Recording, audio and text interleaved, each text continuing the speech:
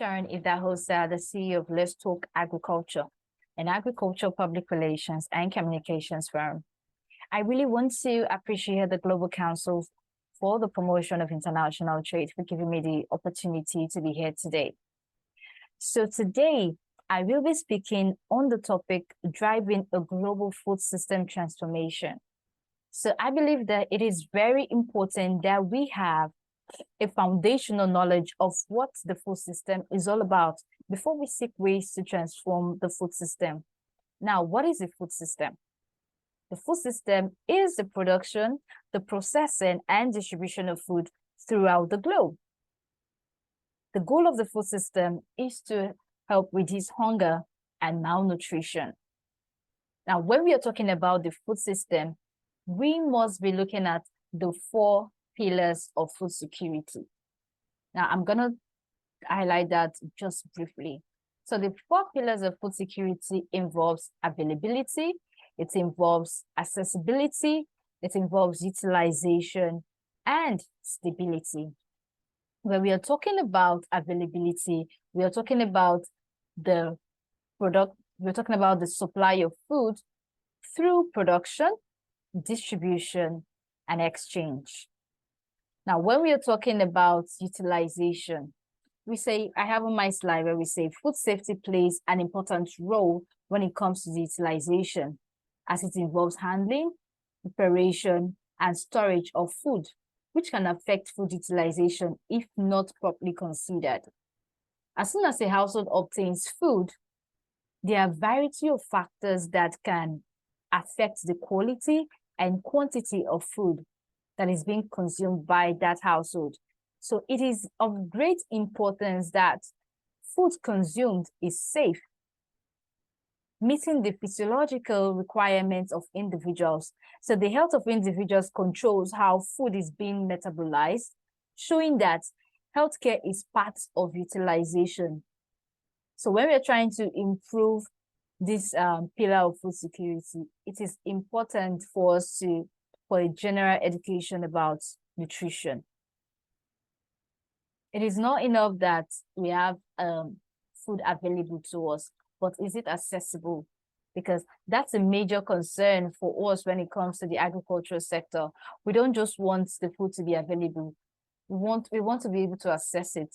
There's so many food out there now. I mean, we have so much food. Farmers are producing, but yeah, so many people can barely access this food. So we need to ensure that there's accessibility for there to be food security. Now, I'm just going to quickly dive right into how we can transform our global food system. So my discussion points would be, number 1, produce sustainable and nutritious food. Number 2, reduce food loss and waste. Number 3, support livelihood and well-being. Number 4, innovating our food distribution system and markets. So I'm just going to briefly talk about these 4 discussion points that I have just mentioned. So now when it comes to producing the sustainable and nutritious food, well, first, let's talk about what sustainability is.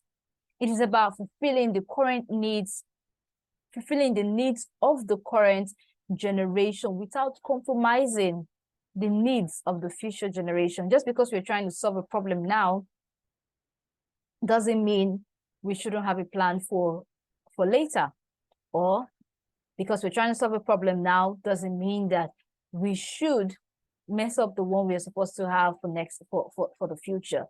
So now when we're talking about producing sustainable and nutritious food, it is not enough that we have enough food to eat.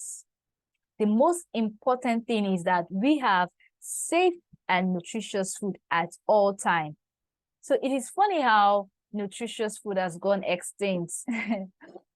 I mean, over the years in Africa, I mean, I believe that we had amazing foods, but if you look at it now, you're seeing that we don't even have those food available. And I'm wondering, where did all of this food go to? What happened to the food?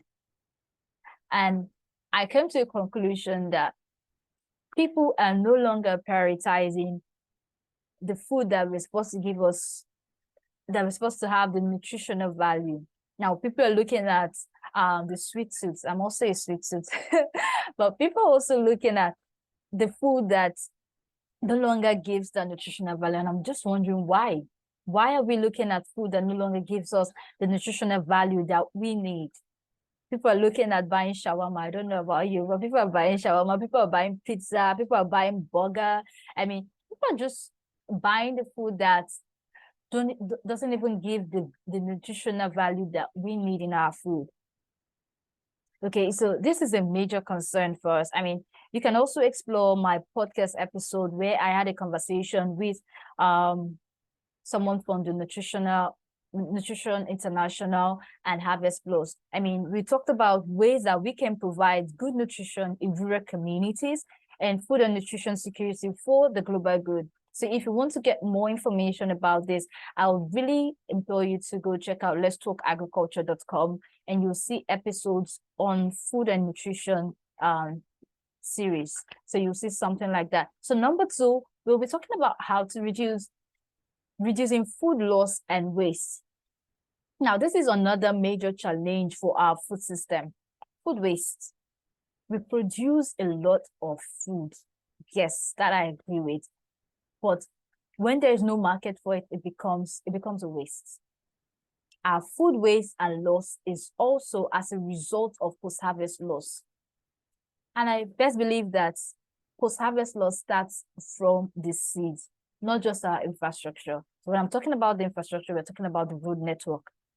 But then our food waste starts from the seed. Post-harvest losses starts from the seed. If we can just choose the right variety of seed, then we can start seeing ways on how to prevent post-harvest losses. Now, I'm not saying that there aren't any other sort of challenges when it comes to post-harvest losses. We have different challenges, but I'm saying if we can at least try to solve it from the grassroots, it would help us in future. Now, there are other causes of food waste and loss, and that's where I'm talking about the road network. The road network is still a major challenge. I don't know about other countries, but I know that this is a challenge for many businesses here in Nigeria. So imagine that you finish your harvesting and then you want to transport to other locations for sale, and then you load up your truck of tomatoes and you're moving, but at the end of the day you see that the truck had issues and then it stopped. It could no longer move. Now that's a problem. That's a problem because the road was bad. The truck could not move with the food because the road was bad. Now, the driver is going to be seeking ways on how to fix the vehicle. The driver will be seeking ways to move the vehicle so they can move, but you find out that that time that has been taken by the driver or the mechanic to sort it out, it's already doing a lot of damage to the tomatoes because a lot of sun is already hitting the tomatoes. It is already losing its value. It's already getting pressed. It is infected by pests because of course you're on the road, so you don't know what is flying. So you can't really say. So at the end of the day, you find out that all of these things are affecting the tomatoes that you're trying to take to a different location. So fixing our road network can also help to prevent post-harvest losses. So you can also check one of my podcast episodes where I discuss with East West Seeds Nigeria's country manager, Adiza Yaro. So feel free to explore this episode as well on the Let's Talk Agriculture website. So many awesome episodes that you can benefit from as a farmer, as a business owner. You can always benefit from this episode. So please do explore it. And if you have any concerns, I can always link you up with my guests, so you can always speak to them as well. Another one is supporting livelihood and well-being. Livelihood and well-being. So I believe that there should be some sort of there should be some sort of structure to support the livelihood and well-being of people that are working in the food system. I mean, smallholder farmers are major contributors to the agricultural sector. I mean, they produce a lot of our food. So it is very important that they have a secure livelihood, because if that is not made available, they will continue to struggle. We don't want our farmers to struggle. I mean, they contribute greatly to the agricultural sector, so we don't want them to struggle. So they should have a secure livelihood, because if this is not made available, they will continue to struggle in building the capacity and resource base to transition to a sustainable models of production. Now, we really have to see how to support our smallholder farmers. They contribute greatly to the agricultural sector.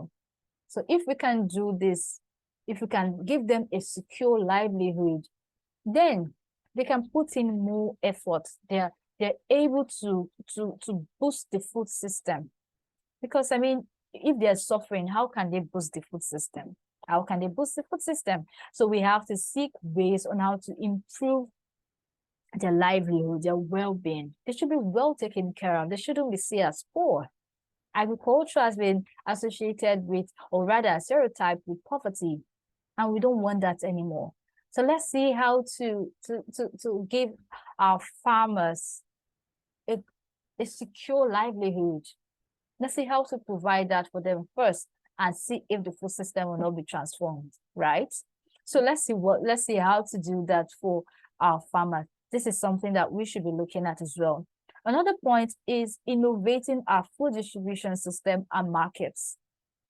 Those players that are involved in our food distribution system needs infrastructure. By players, I mean those that are into the production, handling, I mean the transporters, the processors, the packagers, the wholesalers, and the retailers, just name it. I mean, these are the people that are involved in our food distribution. So if they don't have the necessary infrastructure to carry out all of this, how can our food system be better? So the overall goal of our food distribution is to allocate food accordingly, right? We want to make sure that we allocate food accordingly to people. And there are issues like lack of markets, all right? Transports to markets, inability to afford the cost of production. We have lots of food, but access to markets is still a major concern for us. I'm really grateful to see that so many companies are beginning to give access to markets to farmers on their e-commerce platforms. So I'm really grateful to see that people are really trying to see how to create market access to farmers as well. But we need more of it. We need more of this. We need more of this. I'm not gonna lie. And we have to at least try to see how to make the cost of production affordable. We have to see how to make the cost of production affordable. Because if everything is just on the high side, then it becomes very difficult. The food prices will go high. We will not have enough. So we have to see how to support this. So the need to work on our road is also important, because transporting goods to people will become a challenge. That's why I did emphasize on having a good road network. So we should see how to make this available. We need to see how to ensure that we have a good road network and see ways to transform our food system. Hopefully these points I've made could help us to see what needs to be changed, what needs to be done to ensure that our food system is what we want it to be. We are saying that in 2050, farmers need to produce at least 60 to 68% more food for us to meet the growing needs of the population. But we have to fix all of this first. We have to fix all of this first. We have to fix all of this. So if you're saying farmers should produce more food, do they have a secure livelihood? Are they living in good health to be able to provide more food? Now, this is something that we are talking about. Let's first of all see how to tackle these challenges, and making it a good food system and producing more food will become simple. I believe so. So let's see how to work on all of this. I mean, I'm calling on players in this space actually to see how to work around this. Agriculture is teamwork. So if we don't work as a team, we can't get the best results. So I employ all of you in the agriculture sector, in the food system, to see how we can work together as a team. We all have a role to play when it comes to the food system, because I mean, we all eat. So we have a role to play. If you have interest in the agriculture sector, see how to get involved. See how to get involved in transforming our food system. We all have a role to play. It doesn't matter what you're doing, you have a role to play in the agriculture sector. I really want to appreciate all of you for taking out time to listen to me talk. Thank you very much for listening to me talk, and thank you very much to the organizers of this summit for giving me the privilege to be here today. I appreciate you always. So I've come to the end of my presentation. I hope you learned from this, and if you have any concerns, you can always reach out to me.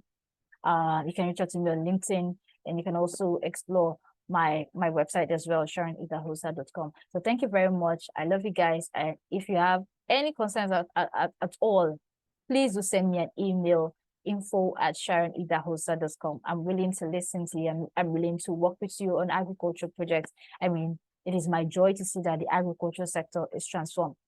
And if I can do that in my own little way, then I'm happy to work with you. Thank you very much, guys. And do have a lovely, lovely time. Bye-bye.